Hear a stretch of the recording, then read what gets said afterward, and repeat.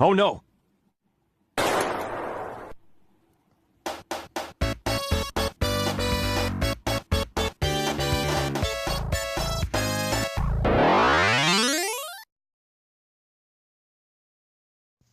Do you want to hear about the most underrated Sonic game in existence?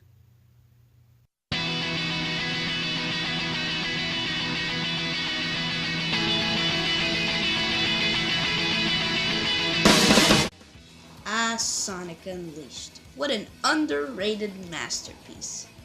In fact, it's kind of one of my favorite games ever. And today, we're going to be reviewing it. I had a lot of memories with this game that I truly can't forget. And it's just beautiful. But anyway, let's go review Sonic Unleashed. So the story starts with Eggman doing something bad and Sonic has to stop him. But Sonic unfortunately falls into Eggman's trap as he drains out the power of the Chaos Emeralds. Draining out the power of the Chaos Emeralds powers up Eggman's machine so he can split the world apart, releasing an evil being called Dark Gaia. Sonic somehow wakes up in a place called Apatow as he finds a little kid named Chip. Chip somehow has amnesia, and that will come important in the story, but for now, Sonic sees that the Chaos Emeralds are out of power. Sonic tells this to Tails, and Tails tells Sonic that he needs to find a guy called Professor Pickle that will probably help him with this problem. They eventually find him, and he tells Sonic that the only way to get the Chaos Emeralds back to power is to go to 7 different temples called Gaia Temples in 7 different countries. And the temples not only bring the Chaos Emeralds back to life, but they also restore the pieces of the Earth. After they get to the 6th temple, Chip recovers his memory and remembers that he is actually Light Gaia, and was supposed to protect the Earth from Dark Gaia taking over. Anyway, they get to the 7th temple, which is located in Eggman Land, a place Eggman wanted to build since Sonic Adventure 1. As they recover the 7th Chaos Emerald, they release Dark Gaia in his true form. To defeat him, Chip gets all the 7 temples to make a big huge temple golem. And so, Chip and Dark Gaia fight. Sonic turns into Super Sonic, defeats Dark Gaia, and the world is saved. But Chip has to stay deep underground to protect the world from Dark Gaia, saying his last goodbye to his best friend. Wow. That was actually a good story.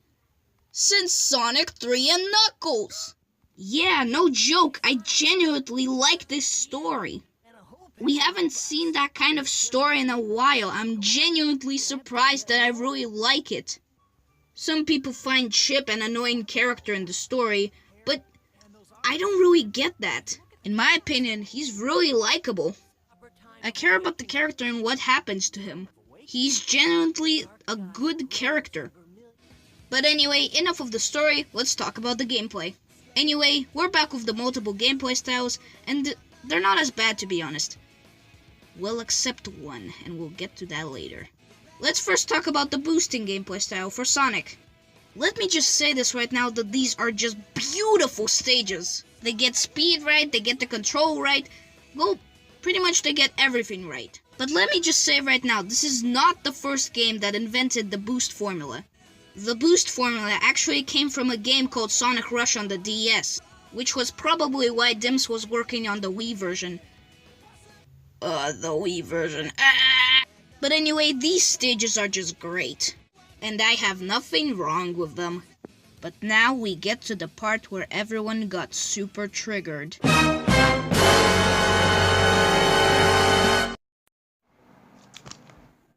I'm sorry, what the heck is this? A werewolf, a freaking werewolf. Was that the best idea you've had? A hedgehog and a werewolf do not freaking fit. Apparently, the reason why he turned into a werewolf is when Dark Gaia sucked out the power of the Chaos Emeralds, he also turned Sonic into a werewolf. What? Also, hold the phone. Didn't Eggman blow up the freaking moon in Adventure 2? So how did Sonic turn into a freaking werewolf? And I know you might say, oh, he's not powered by the moon, he's powered by Dark Gaia's magic. Well, why did he turn into a werewolf? There are no werewolf Dark Gaia enemies. So, what the heck? Now this makes even less sense! Anyway, his gameplay style is beat-em-up combat, and it's not that bad. The only two problems I have with these stages is the camera and controls. This game controls like Super Mario 64, and although I love that game, I do gotta admit, the controls were awful. The camera can also be placed in some really awful places, and sometimes you can't even move it. Like seriously, how am I supposed to freaking fight on this camera angle? But other than that, everything's pretty good. Really?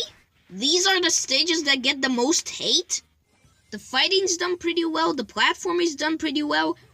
What's there to hate about? Do people think it's bad because you're a werewolf?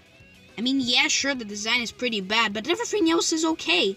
What the heck? A lot of people around the world say that this gameplay is not Sonic. And to that I say, bull-shtick! If this is not Sonic, then why do you guys freaking like the adventure games? That game was packed with non-Sonicness. A lot of people also complain that the combat is just pressing the same button all over and over again. And although that's boring, you could, not do that. If you want combat to be, less boring, then you can use the power of combos. Combos require you pressing different buttons instead of the same button all over and over again. And it's really satisfying to pull them off. And if you beat up an enemy enough times until it's angry at you, you can use the power of QuickTime events to finish it off. First are the Dark Gaia creatures, which only require you pressing circle and X to finish them off. They're not that hard to beat, so if you do a QuickTime event on them, they're pretty easy. Next there are the Eggman robots, which are pretty hard in terms of QuickTime events. Their buttons are pretty random, but most of the time you just have to press circle and square a lot of times. The bad news is that you have to do a QuickTime event on them if you want experience.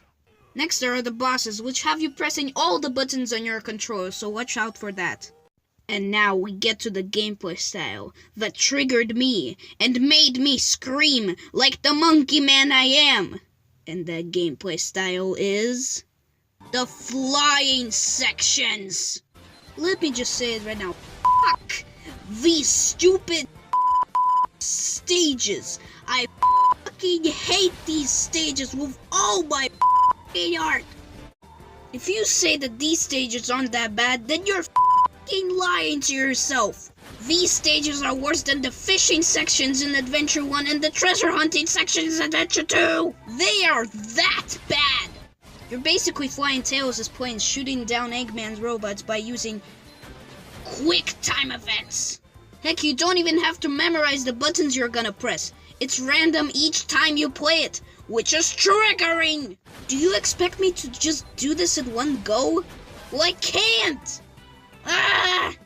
And this flying section that you're seeing right now happens at the beginning of the game. What? So you throw us a good daytime stage and a good nighttime stage, and now you treat us with freaking this? And don't even get me started on how Eggman throws at you at the end. Okay, let's move on to the countries. Yes, in fact, this game introduces its own made-up countries. And we'll be looking at them one by one. We'll be looking at countries like Apatos, the first country you go to. Missouri, it's basically Africa. Spagonia. Yes, I know, it just sounds like a dish, but just deal with it. Alaska, a world with an indestructible woman.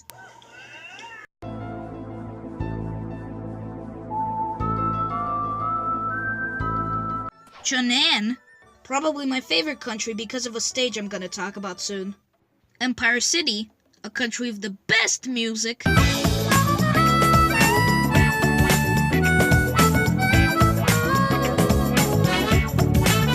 are you doing here? Oh, I'm just here because, well, if you could feature me in more than one video.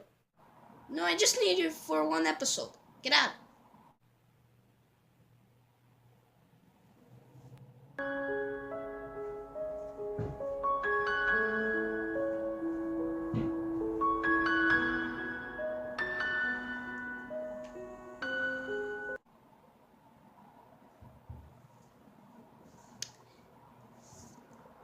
Anyway, maybe this. Get out!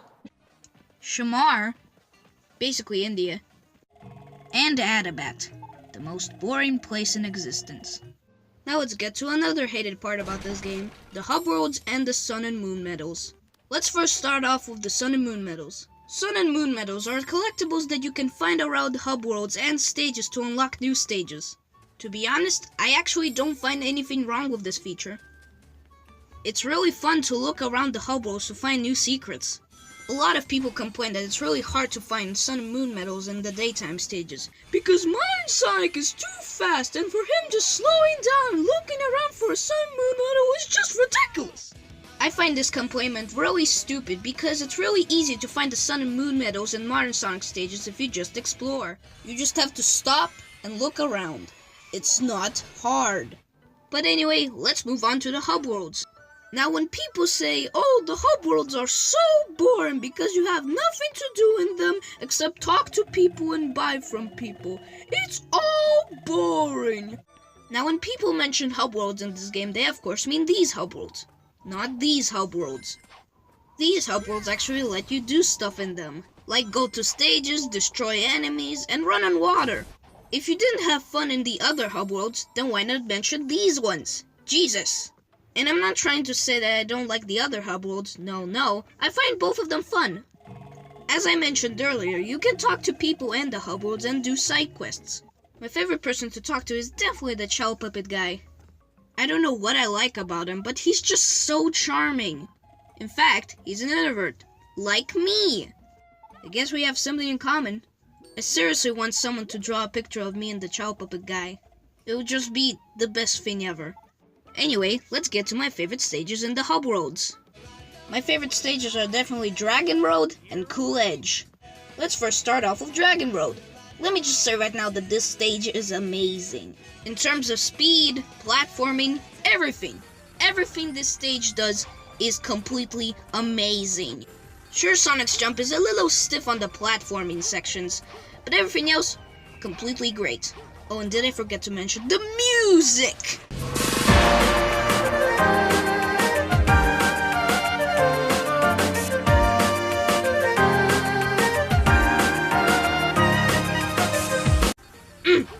So good. Everything about the stage is so freaking good. Oh, and Cool Edge? We'll talk about it in another video. Oh, and can we talk about how freaking awful Arid Sands is? Outside of the music, this stage is bad platforming and bad drift sections. Oh, the drift sections! Oh, and it's impossible to run down the street and not get stopped by something in your way. Seriously, I call bullcrap. How do you get stopped by a guy that's just walking? What, destroying cars in Adventure 2 is fine, but destroying people is not fine? I call bullcrap. But now we get to the stage that everybody hates. And that is Eggman Land. First, you get into the stage by... No! I was right. I can't beat this freaking game.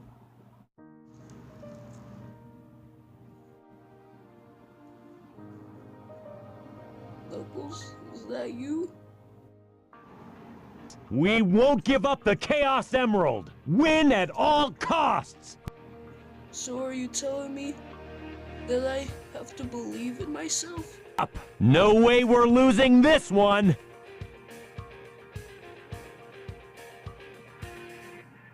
You know what? You know what? You're right. I should not give up. Shoot! I should believe in myself. I should finish it. Not bad.